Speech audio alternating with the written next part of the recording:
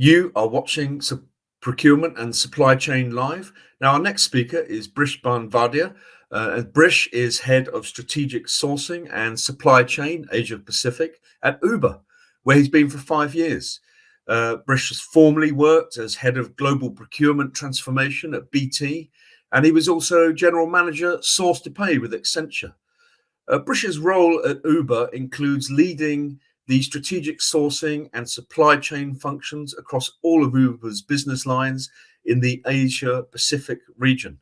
Now, Brish will be talking about risk and resilience in the Uber supply chain. Brish, over to you.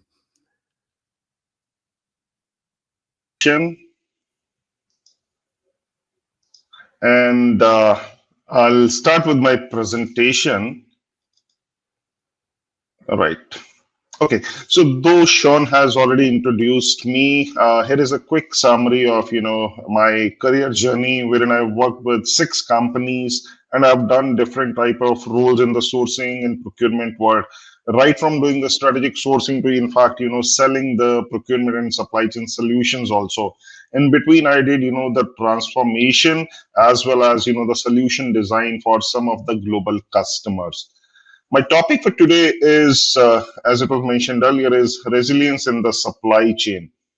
So broadly, if I have to look at the agenda items, these are, the things that I'll be covering in the presentation today.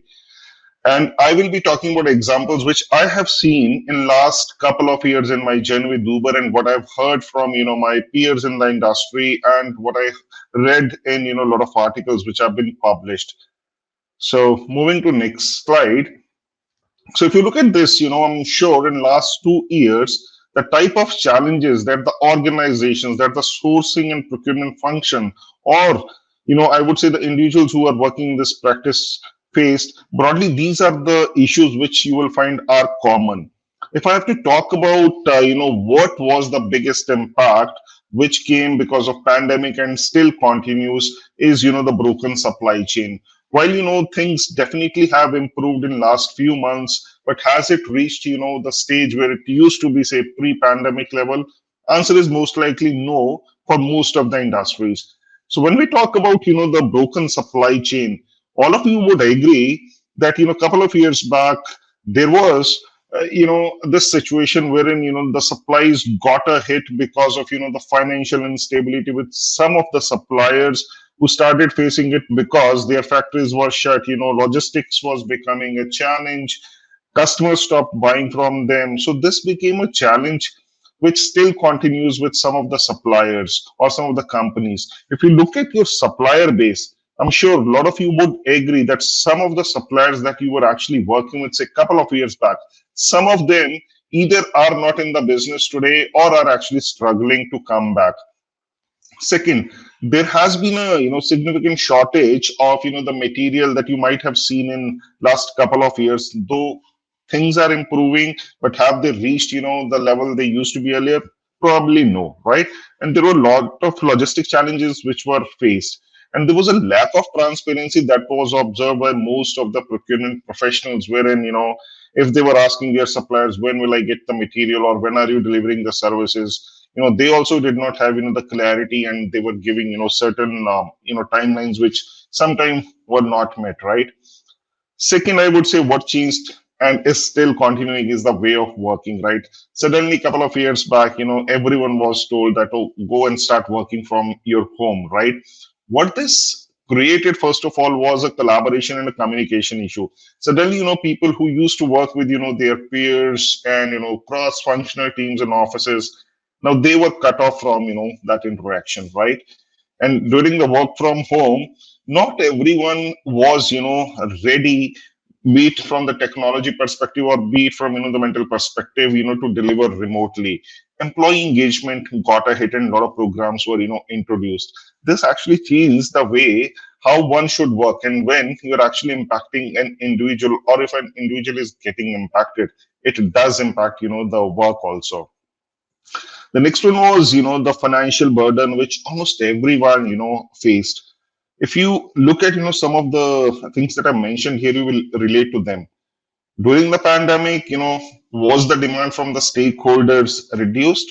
probably not 100% percent right. They became flexible, but then the focus was that the revenue has got a hit, so can we get and negotiate with the suppliers? Can we get cost savings? Finance was asking most of us, can you go and see, if we can extend the pay terms with the suppliers? On the other hand, suppliers were coming to us, is there a possibility that you can pay us early? So it was like a tough situation for a sourcing person to, balance things in between. And the cost of, supplies or cost of operations went up because of, all the changes that happened. Then there was a lot of change that happened in the requirement. And one example I'll give you is that, PPE, which was rather not being procured for anything or was a C class item, right? This suddenly became a very, very important item for every organization because they were thinking that, our customers should be safe, our employees should be safe. If we have to bring them to the office, we have to make our office safe, we have to make, our employees safe. So, there was a lot of procurement done in this domain, and because of the loss that companies had on the revenues or their customers, there was a lot of effort being put on winning back the customers.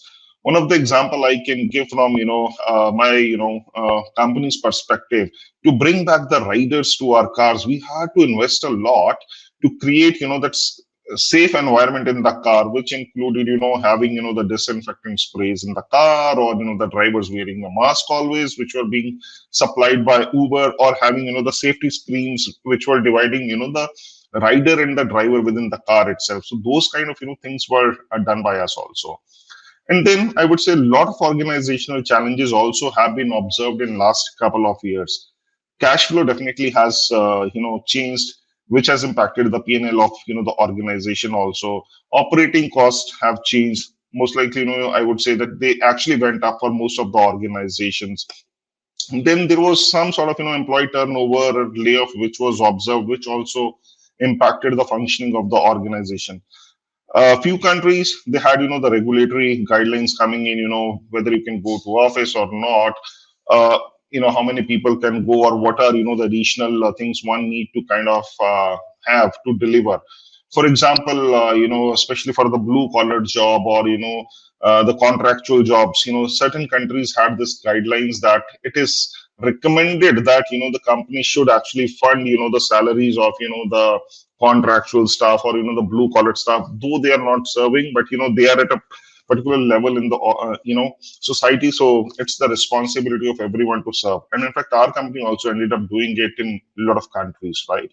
And there was no clarity when will the business recover. So because of this uncertainty, it actually impacted everyone.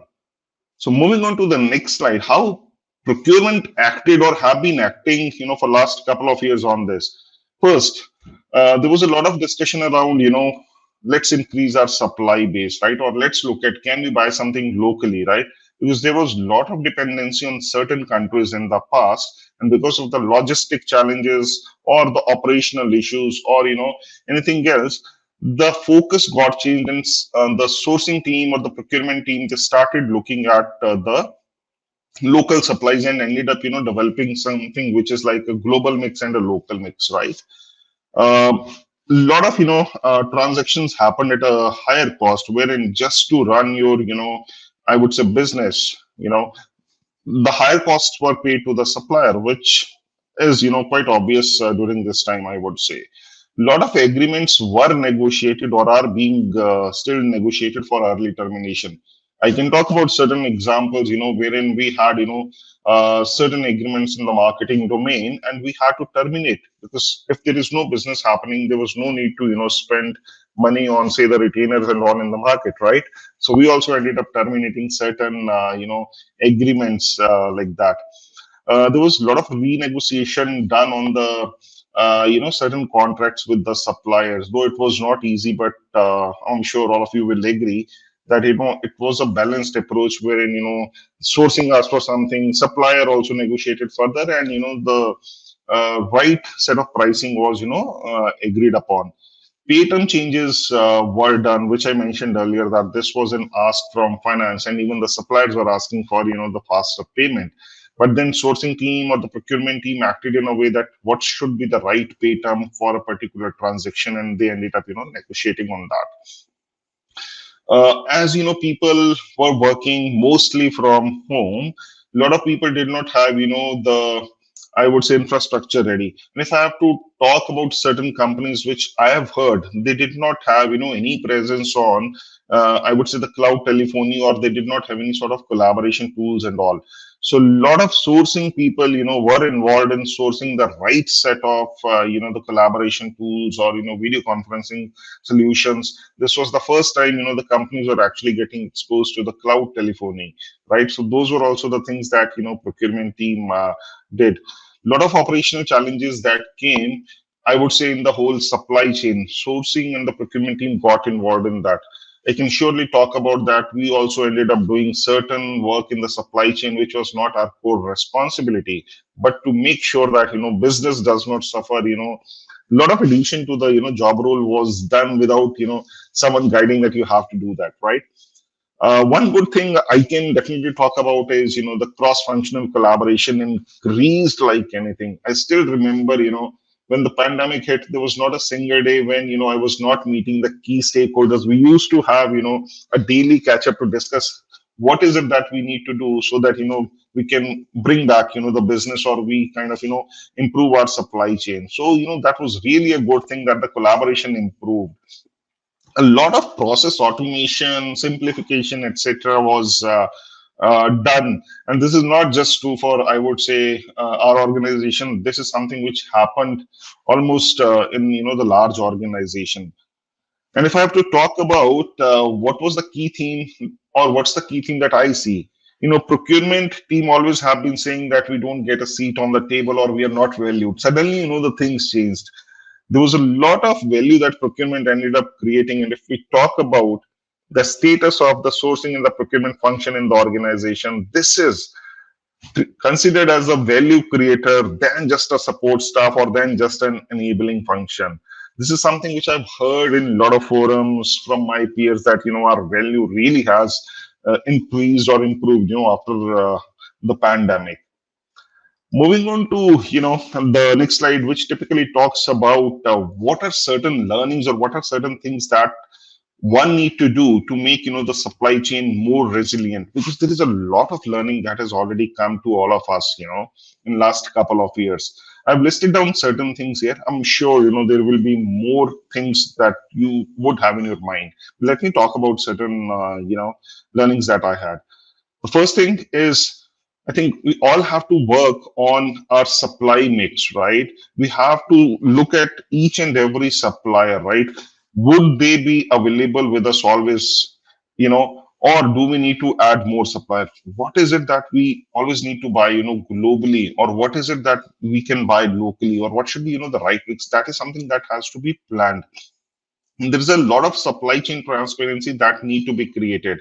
And how this is generally created, I would say, first of all the organizations have now learned in the last couple of years that we have to go back in our supply chain and ask the next level, what is it that you guys are doing for our orders, or to make us work, right? So that transparency has to come.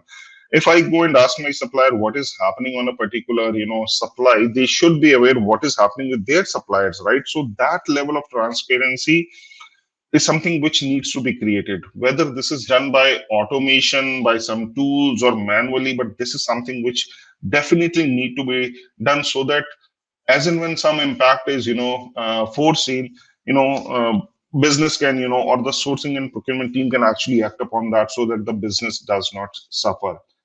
One of the key learning, I would say, I had, and would definitely recommend, is focus a lot on the supplier relationship management.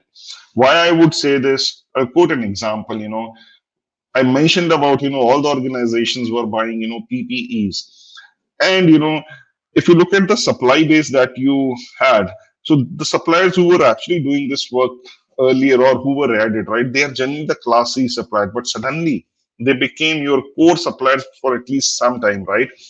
So that's where I think one has to kind of make sure that you are in touch with your suppliers, you understand their capabilities, right? You do MBR or QBR with them to understand where is it that they are heading towards. I have a couple of more examples wherein some of the suppliers came back to us saying while you are not taking our core services because there is an impact on the business, here is another thing that we can offer. Do you want to explore that? Now, those are the things that can only happen when you have a communication open with the suppliers. I can talk about, certain electronic manufacturing services company based out of, Asia, who started manufacturing masks. And the companies who were actually taking products from them, it came as a surprise to them also that how can an EMS company start manufacturing masks, right? So this was a communication which was going between them, and they realized, oh, I mean, the capabilities which exist in a particular organization are much more than what we think. So a lot of focus has to be now put on SRM so that you and your supplier know each other pretty well, right? There has to be an agility in your sourcing and procurement process. How I think agility works, it's a function mostly of a human. If you have the right set of talent in the organization, things can be different.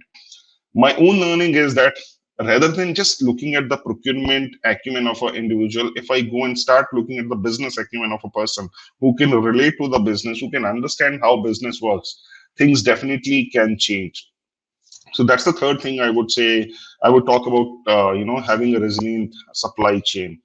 And the fourth one is rethink your supply chain. Do the categorization of your supplies based on risk. What is the risk associated with a particular supplier or a particular category? What is it that you need to do if something goes wrong?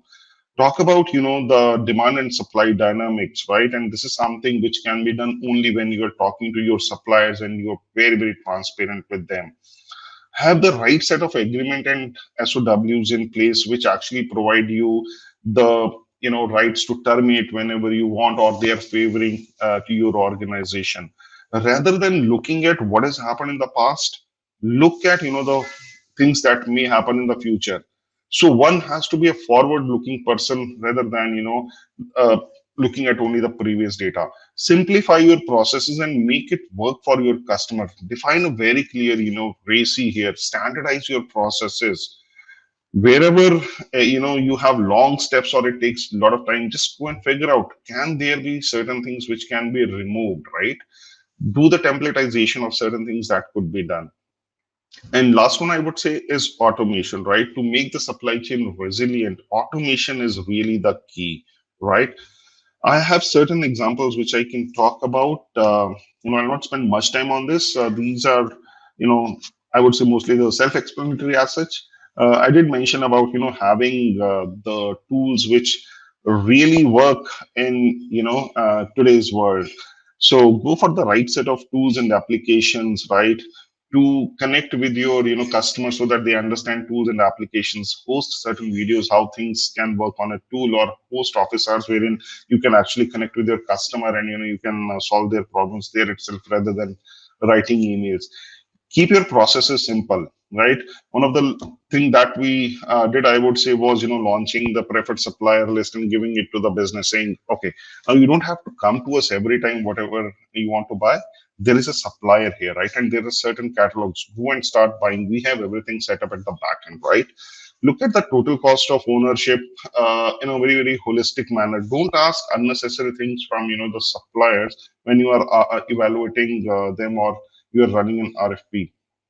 For tail and spend management, there are certain tools which are there in the market wherein you now don't have to spend too much time to do the analysis and all. Just utilize those tools which has the list of the suppliers predefined. You can do quick RFX, etc., and you can complete the requirement for your organization. Automation I did talk about, especially in the source to pay cycle. There have been a lot of examples how the automation can be done. I did mention about some standard templates. So these are things which are happening across, I would say, most of the companies. Open new channels of communication. It should not be just across the table or over email. There are multiple channels which can be used to improve the collaboration. And make source changes in the sourcing policy. It should be the one which should govern the minimum compliance requirements that an organization need, and do the empowerment or give the empowerment to the business to do certain things, so that you only focus on the strategic things. And there should be some empowerment that should come to the sourcing and procurement team also to negotiate certain legal terms and conditions which are easy to do, right? So these are some learnings I had. Moving on to the next slide, this typically talks about that the focus has to change from time, quality, and cost, which your stakeholders were asking earlier too. Can we make the process faster, right? Can we have a little hierarchy? Can we have the procedures simple? So this should be the focus. The moment you change your fundamentals, right, you will see things working very, very differently. And this is something which has been again a result of what has happened in last couple of years. While all these things would happen, a lot does depend upon the culture of the organization. When we talk about the culture of the organization, do we have the right set of talent in the organization, right? Do we have the right set of processes? Do we have the right set of technology? This is very, very important. If the organization has this empowerment given to the people, that you can actually go and make change, things do change. I would say within our organization we did have that set of culture wherein things could be experienced or experimented, right? So that's where I think the impact on our supply chain was not that broad as such, right? And in my last slide, I'll talk about, what should be the balanced approach for future success, right? There should always be a focus on the continuous improvement. What has been learned in last 2 years, the speed of thinking, the speed of execution, this has really, really changed. So my suggestion would always be that, keep focusing, even if you have brought the right set of people and technology in place, don't stop there. Keep investing in people, keep investing in technology, and make things work. One should be aware of the 360 degree. When we talk about 360 degree, don't just look at what is happening in your business. Try to look at what is happening in the supplier side. Try to look at what is happening in the technology space. With that, you can actually do much better, I would say, delivery. Then communication with stakeholder, communication with suppliers, this is very, very important. And the risk mitigation has to be revisited. List down all the risk, whether it's small risk or a high risk, right? And how you will mitigate that plan should be always available. And the high speed to response is something which I would call is the key, right?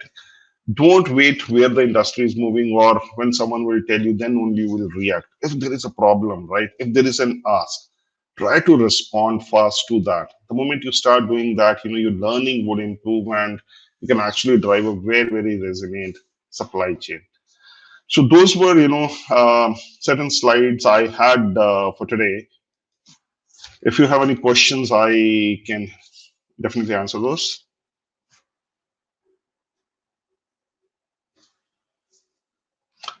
Sean, I believe you're on mute. I beg your pardon. Thank you very much for that, Brish. It's clearly been a very busy and challenging time for you. Now, I had a couple of questions actually that are arising from your presentation. I was interested to hear you mention speed sourcing. Could you maybe give us a couple of examples of how this is being practiced? Sure. I would say a lot of organizations are doing, certain things to make processes efficient. We can talk about certain examples, what we have done. If we talk about, what takes most of the time in the sourcing cycle is, one is, I would say, the tendering process, and second is the contracting process. If I talk about the tendering process, what we have done is that we have kept, our templates limited. It's not, or they have not been created in a manner that for every commodity, every category, you need to have a template, right? Suppliers are also smart because when you're reaching to them, they also know what they need to supply. So if you keep your templates, ready, and if they are very, very standard, the speed of response automatically improves from the supplier. And internally within the sourcing organization, it is, less time consuming for you to float your tenders also. And second, if I talk about the contracting, again, we do not have too many templates for contracts. Again, they are not divided by category or subcategory. There are very, very limited templates that we have. So what that helps us is, the cycle time to negotiate an agreement with the supplier has gone significantly low. And there is some sort of the empowerment that legal has also done, that these are the clauses which are purely commercial, you go and negotiate. These are techno commercial, sorry, these are legal clauses, so this is our fallback position. So because of these practices, what we have figured out, that the time to close a RFP or time to close a particular deal has significantly improved. So these are a couple of examples I would say I have for speed sourcing.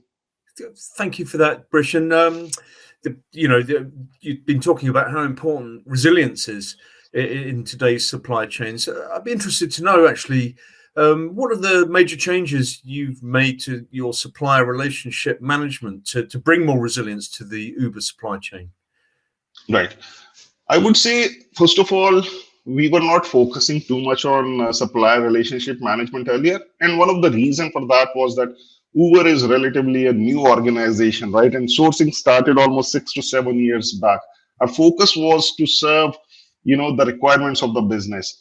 But during the pandemic, what we figured out that, we were not aware of the certain capabilities which our suppliers had. Now, this has become a practice wherein we communicate a lot with our suppliers as a part of our SRM exercise. We have categorized our suppliers into the standard categorization. What happens in SRM? We meet them.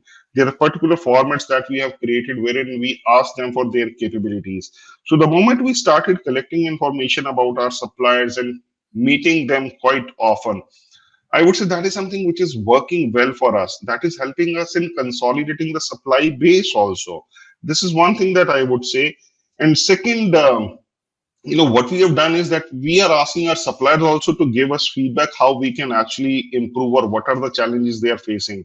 Knowingly, unknowingly, what happens sometimes that, that the supplier might have some issue and they're coming to you and you're just solving it as a transaction. But the moment you go and start talking to them in particular meetings, right, the approach changes. You try to understand what are the repetitive issues we are facing in the process. And is problem coming from one supplier the same as it is coming from other? The moment we started, doing that, we figured out that there are certain things which we can foresee and we can now, solve for. One Yeah, of very, very simple thing I can talk about is that, some of the queries that were coming to, sourcing team was always on, the payments and all, because we act as escalation point, right? If there is a delay in payment, or there is a query coming from, the supplier saying, what happened to my payment? Now we have a solution for that. I mean, this is something which has been done by our procure to pay team, wherein they have created a portal wherein a supplier can log in and check the payment status. While this goes in every purchase order that this is what you need to do. But now in our MBRs or QBRs, we focus on these things. Guys, don't write to us for payment. Here is a portal. Make sure that you check the systems and tools before coming to us. So those things are working well in maintaining the supplier relationship. Yeah. sure, sure. And I mean, you mentioned solutions there. I mean, the past couple of years has been about finding solutions to new problems, hasn't it? So, and it's been a very challenging couple of years. What would you say have been the three biggest lessons that you've learned that you might like to share with other sourcing professionals, Brish? Sure. I think I did speak about, the talent in the organization. What, I would say we are practicing, we're hiring the people who have the business acumen than just having the sourcing of the procurement acumen. The moment person connects or understand, how does a sales cycle work? How does a customer experience cycle work, right? The moment, they get a flavor of it or they understand this, the delivery mechanism for sourcing and procurement also changes, right? So that's the first thing that I would say I also look for. Does the person have a business acumen or not? Second, again, on the talent side, right, problems can come, right, in future also. What we are looking for in the individual today is, can the person deliver, even if something is happening for the first time, right? So we talk about having entrepreneurial mindset, with the person. So that's the second thing I would talk about. And third, the organization should always be hustling, be it, the organization as a whole or, the sourcing or a procurement function. That's my learning, right? Don't just sit and look at, what others are doing and you will follow. try doing something. You might be wrong, but you never know that you may become the one who's learning or experiences followed by others, right? So that's the third thing I would say. Always be hustling, right?